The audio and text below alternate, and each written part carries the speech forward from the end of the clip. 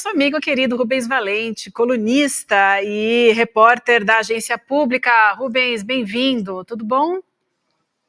Tudo bem, bom dia a todas e a todos.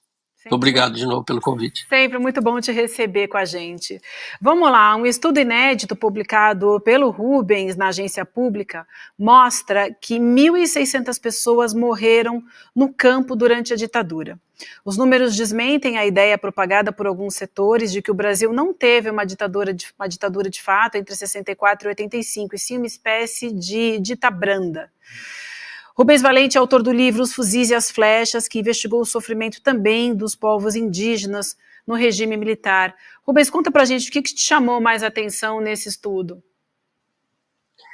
Então, Vivian, nós estamos nos aproximando aí dos 60 anos do golpe militar fatídico, né, de 31 de março de 64, e a Agência Pública tem dado início a uma série de reportagens, né, publicação de reportagens sobre para marcar essa data tão sinistra da nossa história.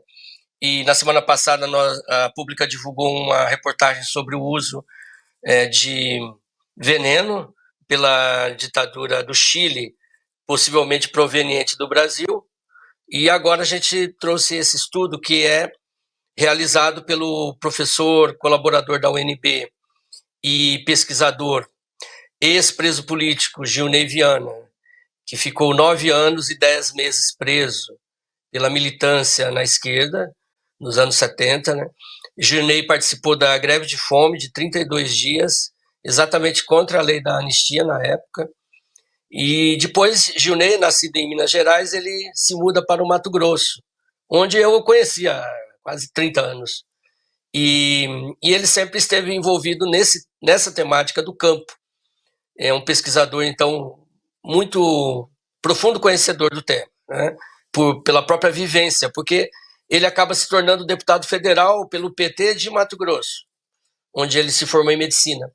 Então, eu sabia que o Gilney, há muitos anos, pesquisa esse assunto, né? E, em 2012, ele é um dos fundadores da Comissão Camponesa da Verdade, que é criada por diversos movimentos sociais, como o MST e vários outros, CPT, justamente como uma espécie de Comissão Nacional da Verdade paralela sobre o campo, certo? E, ao longo do tempo, o Gilney, sempre conversando com o Gilney, finalmente ele concluiu esse estudo, que eu reputo o mais completo estudo já feito, né? Ele se vale, então, da experiência pessoal dele, dos contatos dele, entrevistas, e também a pesquisa em diversas fontes que já abordaram o assunto, a própria Comissão Camponesa da Verdade, para chegar a esse número, que é realmente impressionante, 1.654 pessoas mortas ou desaparecidas no campo. E aí ele estende o período dele de 64, do golpe, até 1988, porque ele considera aqueles 3, 4 anos do governo Sarney como um governo civil-militar, um governo de transição, né? O Sarney, junto com o Tancredo, haviam sido eleitos de forma indireta. Então, o Gilney mostra, numa análise muito importante para mim, como a repressão do DOI-CODE, né, Operação Bandeirantes, se recolheu, foi desmontada, e como a ditadura atribuiu às polícias militares que agiam sob a tutela do Exército. E também como que o campo, num acordo de poder, passou a exercer, digamos, a sua própria repressão política, com jagunços, com policiais militares, com milícias.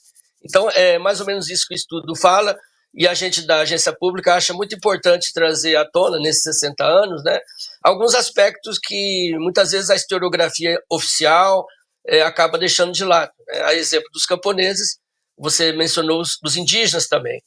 Então, basicamente, é essa pesquisa, que é muito longa, 400 páginas, ainda não foi publicada, e espero que seja publicada em breve, porque é um trabalho muito, muito interessante.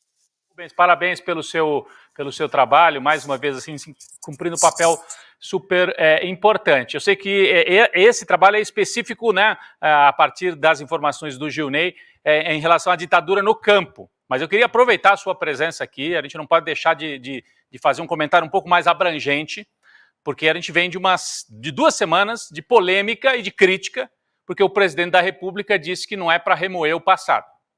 Então eu queria o Rubens, para quem não conhece, é um dos jornalistas que acompanha em lupa as histórias mesmo da ditadura. A gente tem o Marcelo Godoy no Estadão, que é um especialista, mas ele lida muito com as Forças Armadas, né? E escreveu livros também, é um cara bom também nessa área. Mas o Rubens também, Rubens Valente há muitos anos acompanha. Então, a sua opinião sobre isso?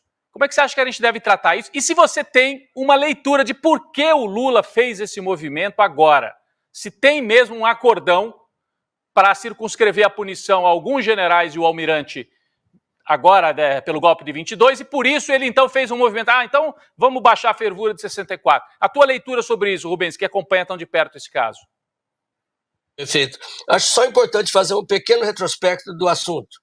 Em março de 23, agora, há um ano, 150 familiares de mortos e desaparecidos vêm a Brasília com suas próprias economias, com dificuldade, mas vieram, um grande encontro, com o ministro Silvio Almeida dos Direitos Humanos. Infelizmente, esse encontro foi muito tumultuado, porque o ministro saiu no meio do encontro, alegou que tinha uma agenda, ok, então ficou uma coisa mal parada, né? Muitos familiares se sentiram até ofendidos, porque desejavam uma discussão mais profunda sobre os rumos do governo Lula em relação à ditadura, em especial a reativação da Comissão Especial de Mortos e Desaparecidos Políticos, CEMDP, que tem tudo a ver com esse estudo do Gilney, porque um dos tópicos que os familiares querem é que a futura comissão investigue as mortes no campo, que é um capítulo ainda muito invisibilizado, assim como o capítulo dos indígenas. Ou seja, tem muito trabalho pela frente. Infelizmente, essa reunião acabou assim, houve uma promessa genérica da retomada da comissão, e um ano se passou. Infelizmente, os familiares tentaram uma nova audiência com o Lula em agosto.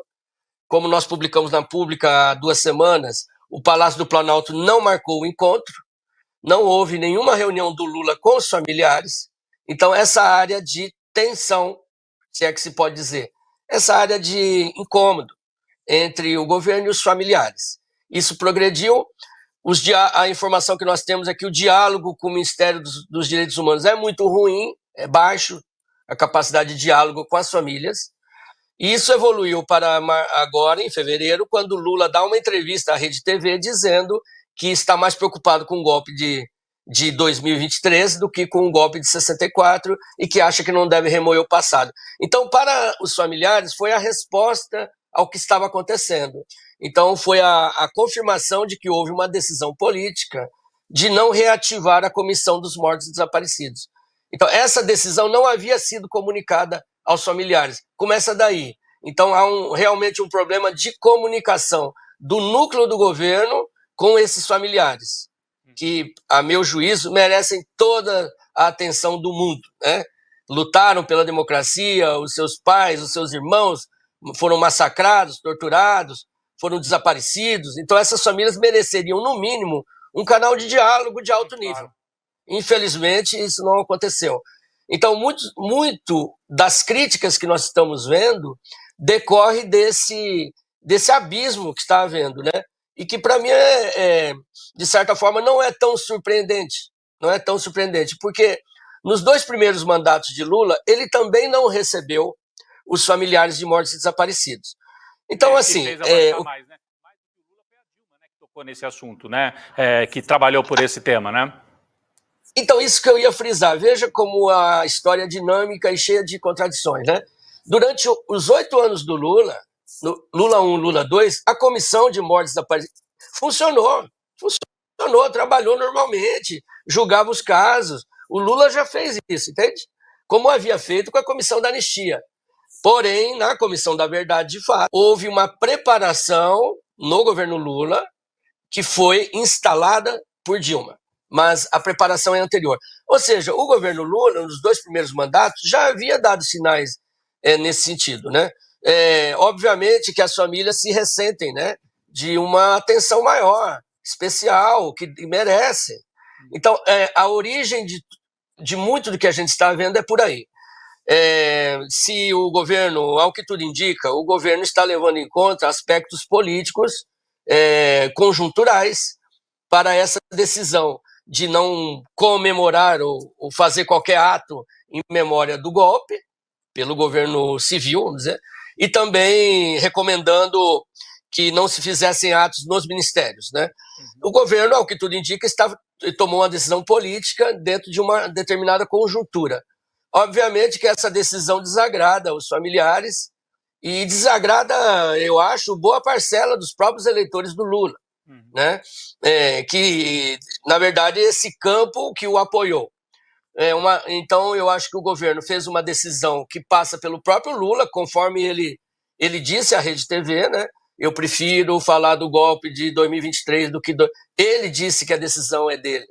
Por outro lado, ele não externou essa decisão, sabe? Aos familiares, não às entidades. né? Não oficializou, então ficou assim uma coisa, ficou mal parada. Né? Ficou mal parado. Aquilo que a gente tem dito aqui é um debate forte, inclusive aqui na comunidade do ICL. Eu, pessoalmente, vou dar a minha opinião pessoal, né? A gente pode até compreender o movimento que o Lula está fazendo, porque nós estamos nas vésperas de punir, de botar na cadeia generais e talvez um almirante pela insurreição, pela tentativa de golpe em 22 e 23. Então, diante desse cenário que vai causar solavancos políticos no presente, o Lula parece que fez uma opção por circunscrever nesses aí, e seria algo inédito, prender oficiais de alta patente e não afetar a corporação como um todo. Assim, a gente pode entender, mas não quer dizer que a gente apoie, né? Porque dizer que não vai remoer o passado, eu, pessoalmente, assim, quem lida com esse tema, não dá para achar que é algo normal, e acho que dava para fazer as duas coisas juntos. Dava para ser cuidadoso, não precisava atacar as Forças Armadas. Lidar com a história é uma coisa, não está atacando as Forças Armadas, está atacando problemas e uma conjuntura específica do passado que tem que ser levada em conta. Mas enfim, aí eu estou só externando a minha opinião pessoal de novo, já falei disso ontem aqui, mas você trouxe com muito mais detalhamento todo esse andamento, né, Viviane? A gente vê que não foi uma coisa assim de repente, isso vem desde o ano passado, essa dificuldade com as famílias, então o Lula já estava sinalizando que não seria prioridade nesse momento para ele lidar com esse assunto por causa dessa conjuntura que vem, inclusive, da tentativa de golpe em 8 de janeiro. Opa, acho que o Rubens perdeu. Voltou, Viviane. Sim. Rubens, querido, quero te agradecer, como eu te falei, é sempre bom te receber por aqui, até nova oportunidade, boa semana, e a gente se fala em breve, então. Obrigada, boa quinta-feira. Obrigado. Obrigado, bom trabalho aí.